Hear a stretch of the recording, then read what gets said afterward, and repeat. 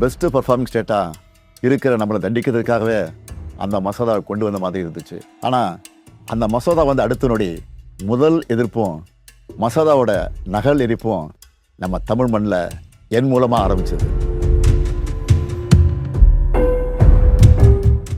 நாம் கொளுத்தின அந்த நெருப்பு தான் இன்னைக்கு கொழுந்து விட்டு எரிஞ்சு அந்த மசோதாவை சாம்பலாக்கி இருக்கு. தேர்தல் நடக்கிற இந்த சமயத்தில் இவ்வளவு ஆணவத்தோட நம்மளை வஞ்சிக்க நினைக்கிறாங்கன்னா இந்த தேர்தலில் அவங்க அடிவருடி எடப்பாடி பழனிசாமி ஜெயிச்சு ஆட்சிக்கு வந்துட்டா என்னென்ன கொடுமைகள்லாம் இங்கே அரங்கேறும்னு நான் சொல்லி உங்களுக்கு தெரிய வேண்டிய அவசியம் இல்லை. பாஜக மாதிரி மதவாத சக்திகள் திமுகவை இந்துக்களுக்கு எதிரான கட்சின்னு பொய்யான ஒரு பிரச்சாரத்தை பண்ணிக்கிட்டு இருக்காங்க. திமுக ஒருபோதும் இந்துக்களுக்கு எதிரான கட்சி அல்ல. எங்கள் ஆட்சியில் தான். வணக்கம், எல்லாரும் எப்படி இருக்கீங்க? தேர்தல் பிரச்சாரம் பரபரப்பாக போயிட்டுருக்கு. தமிழ்நாடு பூரா நான் மக்களை சந்தித்தாலும் இந்த வீடியோ மூலமாக சில விஷயங்களை உங்ககிட்ட மனசு விட்டு பேசணும்னு நினைக்கிறேன். இன்னும் கொஞ்சம் நாளில் எலெக்ஷன். இந்த சமயத்தில் எனக்கு ஒரு விஷயம் மைண்டில் வருது. 2021 இதே மாதிரி ஒரு சட்டமன்ற தேர்தல். அந்த சமயத்தில் சில பேர் ஸ்டாலின் இஸ் மோர் டேஞ்சரஸ் தென் கருணாநிதின்னு சொன்னாங்க. கலைஞரோட என்னை எப்போவுமே ஒப்பிட முடியாது. அவரை நான் அப்பான்னு கூப்பிட்டதை விட தலைவர்னு கூப்பிட்டது தான் அதிகம். அப்படிப்பட்ட தலைவரை விட நான் மோர் டேஞ்சரஸ்னு அவங்க சொல்லும்போது எனக்கு ஒன்றே ஒன்று தான் தோணுச்சு. தமிழ்நாட்டை வஞ்சிக்க நினைக்கிறவங்களுக்கும் நம்மளோட வளர்ச்சியை தடுக்க நினைக்கிறவங்களுக்கும் நான் என்றைக்குமே டேஞ்சர் தான். இதில் தலைவர் கலைஞரை விட ஒரு படி மேலே இருக்கேன்னா அது எனக்கு பெருமை தானே. ஏன்னா இதெல்லாம் நம்ம தமிழர்களுடைய பிளட்லேயே இருக்குது. என் மேலே நம்பிக்கை வச்சு நீங்கள் என்ன சிஎம் ஆக்கி 5 வருஷம் ஆச்சு.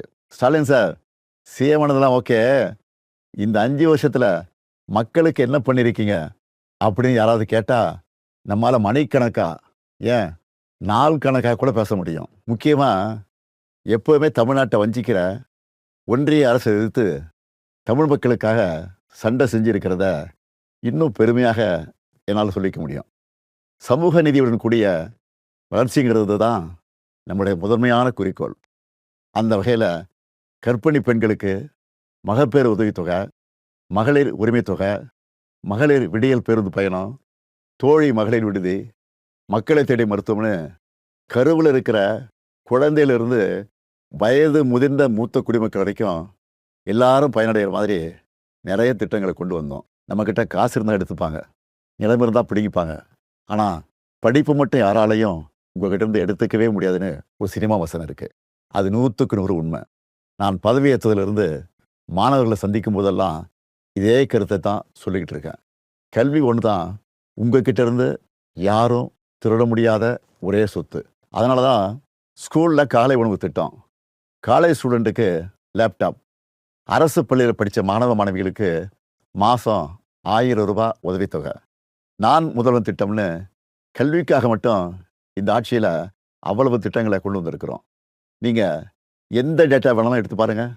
தொழில்துறை, விவசாயம், கல்வின்னு எல்லா துறையிலையும் தமிழ்நாடு டாப்பில் இருக்கும். அதுக்கு அடையாளமாக 14 வருஷத்துக்கு அப்புறம் தமிழ்நாட்டுடைய பொருளாதார வளர்ச்சி 11.19% எந்த மாநிலமும் தொடாத இரட்டை இலக்கத்தை தொட்டிருக்கு. இன்னும் உயரம் தொடுவோங்கிற உறுதியும் எனக்கு இருக்குது.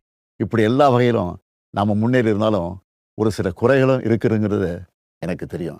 ஏன்னா நம்மளுடைய ஆட்சியை பற்றின விமர்சனம், ஃபீட்பேக் எல்லாத்தையும் காது கொடுத்து கேட்குறவன் தான். குறைகளாக சொல்லப்பட்ட சில விஷயங்களை கூட நாம் மற்ற மாநிலங்களை கம்பேர் பண்ணும்போது ரொம்பவே பெட்டராக தான் இருக்கும். இருந்தாலும் அந்த குறைகளையும் சரி செய்ய எல்லா விதமான வழிமுறைகளையும் நம்ம ஏற்கனவே நடைமுறைப்படுத்திட்டோம். அதோட விளைவுகளை இன்னும் கொஞ்ச நாளில் நம்ம பார்ப்போம். உங்கள் எல்லாருக்கும் தெரியும், போன வாரம் ஒன்றிய அரசு டீலிமிட்டேஷன்னு ஒரு மசோதா கொண்டு வந்தாங்க. மக்கள் தொகையை கட்டுப்படுத்தி தொழில் வளர்ச்சியில் பெஸ்ட்டு பர்ஃபார்மிங் ஸ்டேட்டாக இருக்கிற நம்மளை தண்டிக்கிறதுக்காகவே அந்த மசோதாவை கொண்டு வந்த மாதிரி இருந்துச்சு. ஆனால் அந்த மசோதா வந்து அடுத்த நொடி முதல் எதிர்ப்பும் மசோதாவோட நகல் எரிப்பும் நம்ம தமிழ் மண்ணில் என் மூலமாக ஆரம்பிச்சது. நாம் கொளுத்தின அந்த நெருப்பு தான் இன்னைக்கு கொழுந்து விட்டு எரிஞ்சு அந்த மசோதாவை சாம்பலாக்கி இருக்கு. தேர்தல் நடக்கிற இந்த சமயத்தில் இவ்வளவு ஆணவத்தோட நம்மளை வஞ்சிக்க நினைக்கிறாங்கன்னா இந்த தேர்தலில் அவங்க அடிவருடி எடப்பாடி பழனிசாமி ஜெயிச்சு ஆட்சிக்கு வந்துட்டா என்னென்ன கொடுமைகள்லாம் இங்கே அரங்கேறும்னு நான் சொல்லி உங்களுக்கு தெரிய வேண்டிய அவசியம் இல்லை.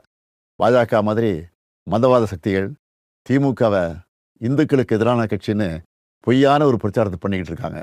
திமுக ஒருபோதும் இந்துக்களுக்கு எதிரான கட்சி அல்ல. எங்கள் ஆட்சியில் தான் ஆயிரக்கணக்கான கோவில்களுக்கு குடமுழுக்கு பண்ணியிருக்கிறோம். 7,000 கோடி மதிப்புள்ள கோவில் நிலங்களை மீட்டிருக்கிறோம். இப்படி பொய்யான பிரச்சாரம் பண்ணுறவங்களுக்கு ஒன்றே ஒன்று சொல்கிறேன். 60 வருஷமாக திராவிட கட்சிகள் ஆளுகிற தமிழ்நாட்டில் தான் இந்தியாவிலே அதிகமான கோவில்கள் இருக்குது. இன்றைக்கி அதிமுகங்கிற அடிமை கட்சிக்கு ஓனர் பாஜக. அவங்க ஆட்சி செய்கிற மாநிலங்களில் கிறிஸ்துமஸ் அன்னைக்கு சர்ச்சில் பூந்து கலவரம் பண்ணுறது, புல்டோசர் வச்சு இஸ்லாமிய மக்களோட வீடுகள் இடிக்கிறதுன்னு எவ்வளவோ கொடுமைகள் பண்ணுறாங்க. இதெல்லாம் தெரிஞ்சும் எடப்பாடி அவங்க காலில் விழுந்து கிடக்கிறாரு. ஆனால் சிறுபான்மை மக்களுக்கு ஒரு பிரச்சனைன்னா என்றைக்குமே நாங்கள் களத்தில் நிற்போம். அவங்க உரிமைகளுக்காக போராடுவோம். 1975 மிசாங்கிற ஒரு போரை அன்றைய ஒன்றிய அரசு நடத்தினப்போ அதை எதிர்த்து போரிட்டு வந்தான் இந்த ஸ்டாலின். அப்போ நான் ஒரு இளைஞன், கலைஞரின் மகன். இன்னைக்கு நான் அப்பா ஸ்தானத்தில் இருக்கிறேன். இப்போவும் நமக்கு எதிரான போரை எதிர்த்து நிற்கிறேன். எந்த பிரச்சனை வந்தாலும் தமிழ்நாட்டையும் தமிழர்களையும் பாதுகாத்து நிற்பேன். இது என்னுடைய உறுதிமொழி. எந்த வகையில் வந்தாலும் எத்தனை முறை முயற்சி பண்ணாலும் திமுக இருக்கிற வரைக்கும் தமிழ்நாட்டில் பாஜகவும் அவங்களுடைய கொடூரமான மக்கள் விரோத சித்தாந்தமும் ஜெயிக்க முடியலன்னு வரலாறு சொன்னால் போதும். அது மட்டும் போதும். நம்ம உரிமையை, நம்ம உழைப்பை, நம்ம மக்களுடைய கலாச்சாரத்தை, நம்ம மொழியை அழிக்கணும்னு நினைக்கிறவங்களோ அவங்களோட அடிமைகளோ நமக்கு வேணாம். இந்த வளர்ச்சியும் வளமான எதிர்காலமும் அடுத்த 5 வருஷம் தொடரணும். நான் உங்கள் அப்பாவா, அண்ணனா, தம்பியா, ஒரு தோழனா உங்ககிட்ட உரிமையோடு கேட்கிறேன். மீண்டும் இந்த நல்லாட்சி தொடர உதயசூரியன் சின்னத்திலும் எங்களது மதச்சார்பற்ற முற்போக்கு கூட்டணி கட்சியின் சின்னத்திலும் வாக்களித்து வெற்றி பெற செய்யுங்க. நன்றி. வெல்வோம் ஒன்றாக.